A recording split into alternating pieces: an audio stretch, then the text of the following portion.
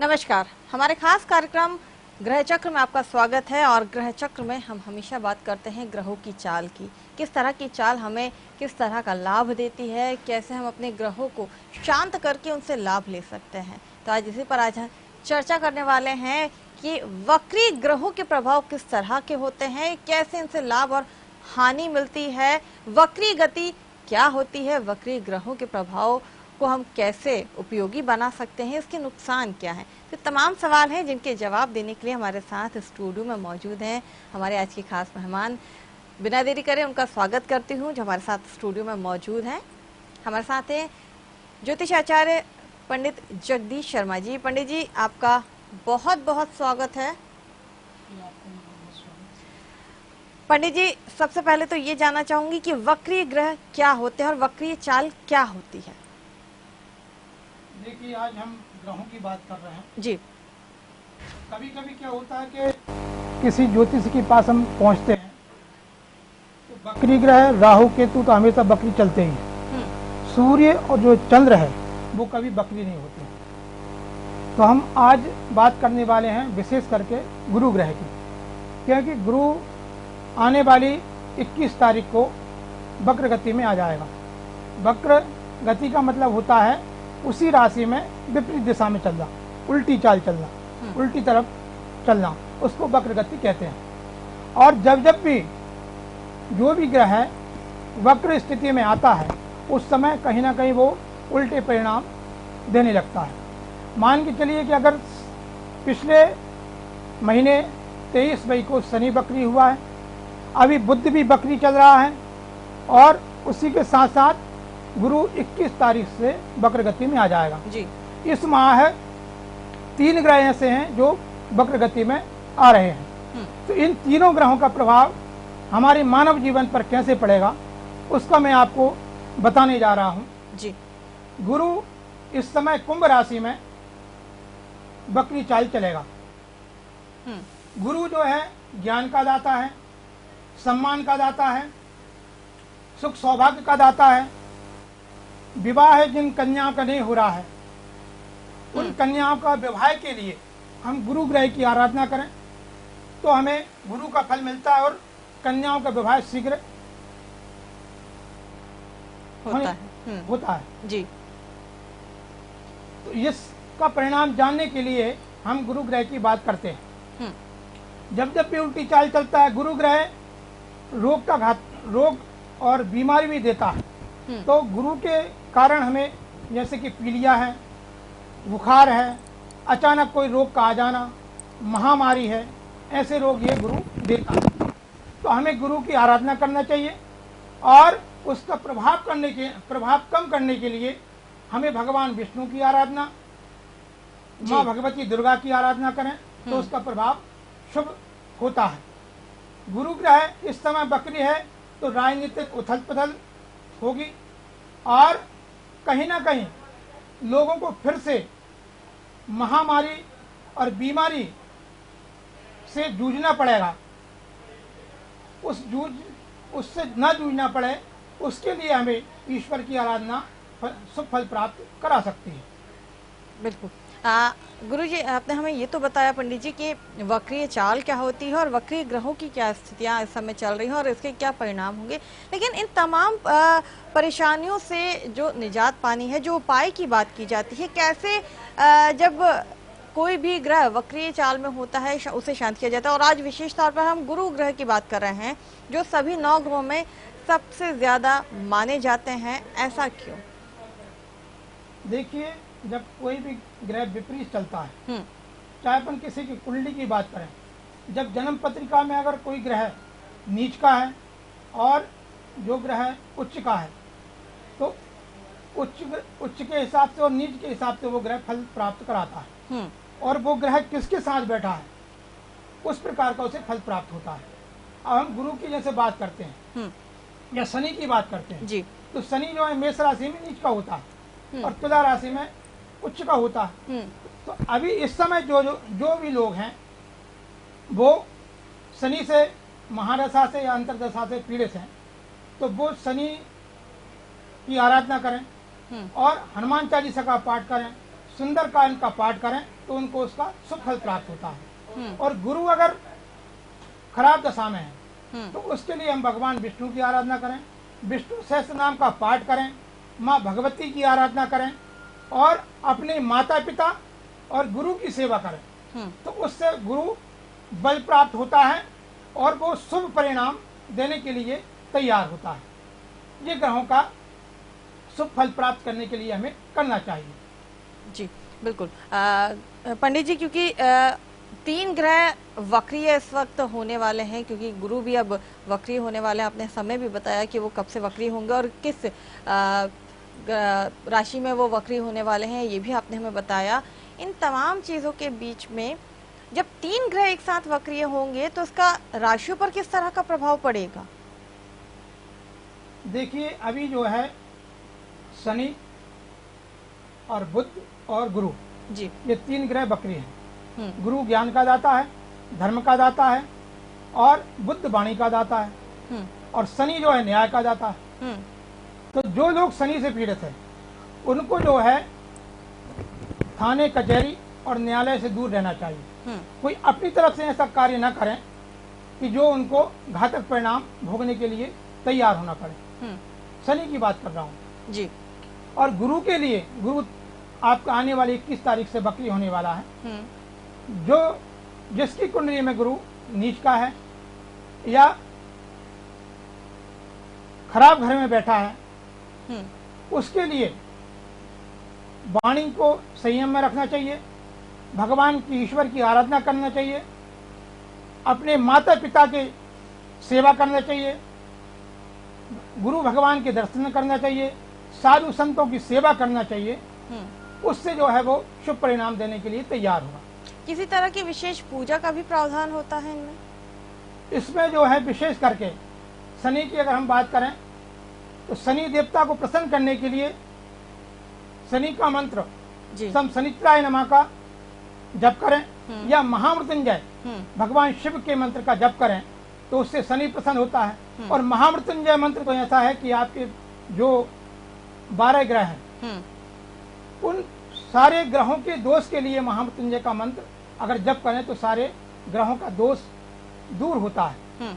अब गुरु की बात करें कि अकेले गुरु को प्रसन्न करना है तो गुरु के लिए गुरु मंत्र का जप करें, ओम गंग गुरुवे नमः, या फिर जो है भगवान विष्णु की आराधना करें, विष्णु सहस्त्र नाम का पाठ करें तो उससे गुरु ग्रह प्रसन्न होता है और शुभ परिणाम देता है। बुद्ध की हम बात करें तो माँ लक्ष्मी की आराधना करें, माँ भगवती की आराधना करें तो उससे बुद्ध ग्रह प्रसन्न होता है और वो शुभ परिणाम देता है। बिल्कुल। आगे और बात करूंगी कि क्यों बृहस्पति गुरु को जो है वो सबसे ज्यादा शुभ माना जाता है और विशेष परिस्थितियों में ही ये अशुभ फल देते हैं, इस पर भी चर्चा करूंगी। लेकिन उससे पहले जान लेती हूँ पंडित जी, मैं आपसे आज का जो राशि फल है वो आज क्या है? देखिए, हम राशि फल की बात करें, आज जो मेष राशि के लोग हैं उनको आर्थिक उन्नति के मौके मिलेंगे, साथ में उनको अच्छा परिणाम, अगर कोई कार्य करते हैं तो अच्छा परिणाम मिलेगा।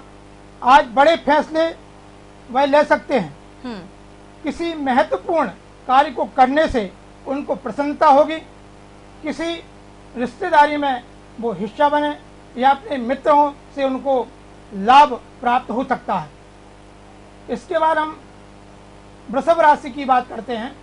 वृषभ राशि के जातक आज उनको अचानक धन लाभ हो सकता है, साथ में परिवार का साथ मिलेगा, उनके साथ भ्रमण करने का अवसर प्राप्त होगा और कार्य क्षेत्र में उनको अनुकूलता से लाभ प्राप्त होने वाला है। अब हम बात करते हैं मिथुन राशि की। जी। मिथुन राशि के लोग मन माफिक आज काम कर सकते हैं, आज का दिन उनका शानदार बना रहेगा, आमदनी बढ़ने से उनका मन प्रसन्न रहेगा, यात्रा के योग हैं, अपने मित्रों के साथ खुशी मना सकते हैं। अब हम बात करते हैं कर्क राशि की। कर्क राशि के जातक किस नौकरी पेशा होने के साथ साथ अगर व्यापार करते हैं तो उनको व्यापार में लाभ होगा और उनको पदोन्नति के अवसर भी प्राप्त होंगे, दाम्पत्य जीवन उनका सुख से गुजरेगा, साथ में संतान से कुछ खुशखबरी मिलने वाली है। अब हम बात करते हैं सिंह राशि की। सिंह राशि के लोग अपनी जिम्मेदारियों समय पर पूरा करें, आपके मान सम्मान में बढ़ोतरी होगी, धन लाभ होगा, कारोबार के क्षेत्र में परिस्थिति बहुत जल्दी अपने अनुकूल बनने वाली है। हम बात करते हैं कन्या राशि की। जी। कन्या राशि के लोग सफलता प्राप्त करेंगे और कोई जो अधूरा काम है वो काम पूरा होगा। साथ में सेहत को लेकर के लापरवाही ना करें, नहीं तो कहीं ना कहीं आपको दिक्कत का सामना करना पड़ सकता है। ये हुई आज की 6 राशि। अगली राशि के बारे में हम आगे बात करेंगे। पंडित जी, मैंने आपसे ये सवाल पूछा था कि जो बृहस्पति ग्रह हैं वो 9 ग्रहों में सबसे शुभ माने जाते हैं और विशेष परिस्थितियां ही कुछ ऐसी होती हैं जब ये ग्रह जो है वो अशुभ फल प्रदान करते हैं। ऐसा क्यों होता है और ये वो विशेष परिस्थितियां क्या होती हैं? अगर हैं तो उनसे कैसे, उन विशेष परिस्थितियों में भी हम उनसे शुभ फल पा सकते हैं? देखिए, कभी कभी क्या होता है कि जैसे ग्रहों की हम बात करते हैं, अब राहु और केतु जो ग्रह हैं वो हमेशा बकरी चाल चलते हैं, परंतु ऐसा नहीं है कि वो उनका अशुभ परिणाम हमें मिलेगा। कभी कभी कई ऐसे ग्रह हैं कि जो उल्टी चाल चलने के बाद भी वो हमें शुभ परिणाम देते हैं। अब ज्योतिष शास्त्र में ये बताया गया है कि जिसका राहु ग्रह बलवान है जी, जिसका राहु जो है उच्च का है, अच्छे घर में बैठा है या कोई शुभ ग्रह के साथ बैठा है, तो परिणाम आपको अच्छा देगा। जैसे कि राजनीतिक लोग जो हैं उनको राहु का बल प्राप्त होना चाहिए। राहु जिसका बलवान है, जितना बलवान होगा उनको राजनीति में बहुत ज्यादा सफलता अच्छे अवसर प्राप्त होंगे, सफलता मिलेगी और उतना ही अच्छा उनको फल प्राप्त होगा और उतना ही अच्छा उनको पद प्राप्त होगा। केतु की बात करें तो इसी प्रकार से केतु का है। केतु मोक्ष का दाता है, मुक्ति का दाता है। तो केतु क्या है, क्या करता है कि केतु जो है किसी ग्रह के अगर साथ बैठा है तो उस ग्रह को, उस ग्रह से मुक्ति दिलाने का काम करता है। अगर वो खराब है तो उससे मुक्ति दिलाएगा। आपको कोई संघर्ष में आप फंस गए हैं या कोई न्यायालय में फंस गए हैं या किसी मित्र से कोई संघर्ष हो गया है, लड़ाई झगड़े हो गए हैं, तो उस समय अगर आपका ग्रह केतु अगर बलवान है तो केतु उससे आपका बचाव करेगा, उससे मुक्ति आपको दिलाएगा। अब बात करते हैं हम गुरु की जी। जैसे गुरु अभी बकरी चाल में है, तो ऐसा नहीं है कि गुरु हर आदमी को बकरी चाल में जो है उसका परिणाम गलत देगा।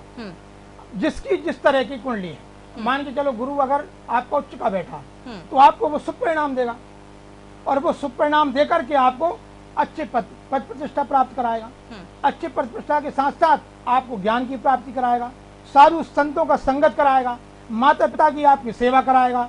उनको माता पिता को जो है अचानक आपको ऐसा लगेगा कि आज पिताजी को जो है अपन कोई वस्त्र लेकर की तरह है, या बहन की सेवा कराएगा, बहन को आप एकदम गिफ्ट दे सकते हैं, है ना, मित्रों को गिफ्ट दे सकते हैं।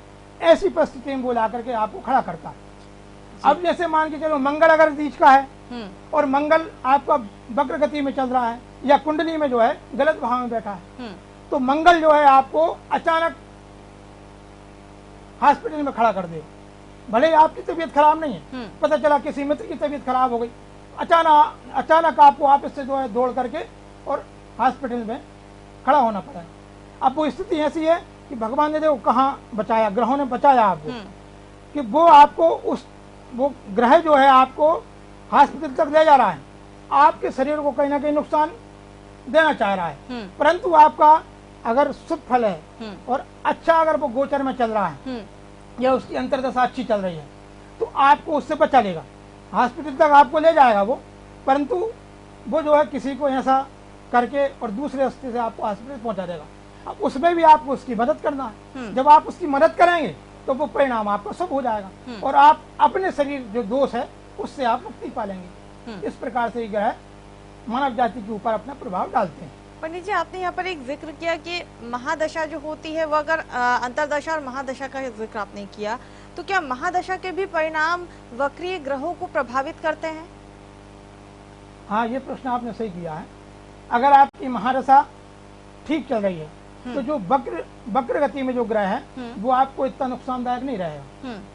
अगर आपकी महादशा अशुभ है, मान के चलिए कि राहु की महादशा या गुरु की महादशा मान लीजिए आप, गुरु की महादशा अगर आपकी गलत चल रही है, आपको परिणाम शुभ नहीं दे रही है, और इधर गुरु अगर आपका उच्च का है ना, तो वो महादशा आपको शुभ परिणाम देगी, आपको पद प्रतिष्ठा मिल सकती है, आपको खुशी होगी, आपको जो है वाहन की प्राप्ति हो सकती है। इस प्रकार से वो शुभ फल प्राप्त कराएगी। बिल्कुल। और अगर महादशा अच्छी नहीं चल रही है तो हमें उस समय क्या उपाय करने चाहिए? क्योंकि कई बार ऐसे छोटे छोटे उपाय होते हैं पंडित जी जिनसे हम महादशाओं को परिवर्तित कर सकते हैं। कई बार जाप कहा जाता है या फिर रत्न कहे जाते हैं, या फिर कभी ऐसे उपाय बताए जाते हैं कि पीपल को जल चढ़ा दीजिए, या फिर आप इतनी मालाओं का जाप कीजिए, या फिर इस पाठ को कीजिए तो आपकी जो महादशा है वो शुभ हो जाएगी। तो वक्री जब स्थिति ऐसी होती है और महादशा अगर अच्छी नहीं चल रही हो तो हमें कैसे हमें उपाय करने चाहिए? अगर किसी व्यक्ति को नहीं पता हो, उसकी सामान्य स्थिति ऐसी नहीं हो कि वो बहुत बड़ी पूजा करा सकता है या फिर बहुत ज्यादा इस पर खर्च कर सकता है, तो सामान्य उपाय हम कैसे कर सकते हैं? देखिए, सबसे बढ़िया उपाय आज के ज़माने में हम पर्यावरण से खिलवाड़ कर रहे हैं। जितने भी जो पेड़ पौधे हैं वो कहीं ना कहीं हमें ग्रहों की शुभ ऊर्जा प्रदान करते हैं। आज पिछले दिन जो है बड़ सावित्री व्रत निकल गया है जी, है ना। कई महिलाओं ने पीपल के वृक्ष की पूजन की, बड़ के वृक्ष की पूजन की। तो ये जो सारे जो वृक्ष है ना वो ग्रह दोषों का शमन करते हैं। अगर मान के चलिए हमारा चंद्रमा खराब है तो चंद्रमा अगर खराब है तो हम पलाश के वृक्ष की पूजन करें, उससे जो है चंद्रमा शुभ होगा। हमारा गुरु खराब है तो उसके लिए हम हल्दी का पौधा लगाएं, या हम केले के पेड़ की पूजन करें, उसका पौधा लगा दें, उसको जो है पौधे की हम देख रेख करें, तो उससे हमारा गुरु बलवान होगा, गुरु शुभ परिणाम देगा। हमारा अगर बुद्ध खराब है तो एक चिड़चिड़े का पौधा होता है, उसका पौधा किसी ब्राह्मण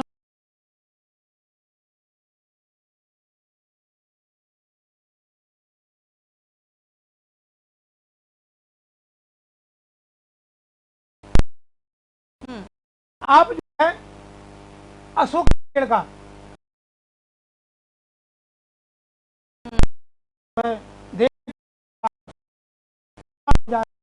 इस तरीके से अगर आप पेड़ पौधों का संरक्षण करेंगे तो उससे क्या है कि जो मानव जाति है उस मानव जाति को, और जो भी जितने भी हमारे ज्योतिष शास्त्र में जीव जंतु जो बताए उन जीव जंतुओं का संरक्षण होता है, उनको जो है ग्रहों का शुभ फल प्राप्त होता है, और साथ साथ में हमें भी जो है पर्यावरण में हमारी रुचि बढ़ती है, और उसके साथ साथ हमें उनका शुभ फल प्राप्त होकर के वो ग्रह जो है हमें शुभ परिणाम देने के लिए तैयार हो जाते हैं। बिल्कुल। चलिए पंडित जी, आप बात कर लेते हैं जल्दी से आगे की जो 6 राशियां हैं उनका आज का राशिफल कैसा होने वाला है? अब हम बात करने जा रहे हैं कन्या के बाद तुला राशि की। तुला राशि के लोग आज कहीं यात्रा कर सकते हैं, और यात्रा करने के बाद इष्ट मित्रों से उनकी मुलाकात हो सकती है। साथ में अपने परिवार के लोगों से उनको प्रसन्नता व्यक्त होगी, संतान का सुख प्राप्त होगा, और साथ साथ उनको कोई लाभ होने वाला है। अब हम बात करते हैं वृश्चिक राशि की। वृश्चिक राशि के जातक आज किसी गरीब की सेवा करें तो उनको धन प्राप्त होगा, और साथ साथ उनको शुभ फल प्राप्त हो करके और शाम तक उनको कोई शुभ परिणाम भी मिलेगा, शुभ समाचार मिलेगा। अब हम बात करते हैं धनुराशि की। धनुराशि के लोगों को आज अचानक यात्रा पर जाना पड़ सकता है, मित्रों के साथ खुशी जाहिर करेंगे, और साथ में परिवार के साथ उनको सुख प्राप्त होने वाला है। अब हम मकर राशि की बात करते हैं। आज मकर राशि के जातक भ्रमण पर जा सकते हैं, और उनको अपने परिवार के साथ बैठ कर के खुशी जाहिर करेंगे। साथ में इष्ट मित्रों का उनको अच्छा सहयोग मिलेगा, धन प्राप्ति का योग है। साथ में मंदिर में जाकर के अगर दर्शन करें तो आज उनको शाम तक कोई शुभ समाचार प्राप्त होने वाला है।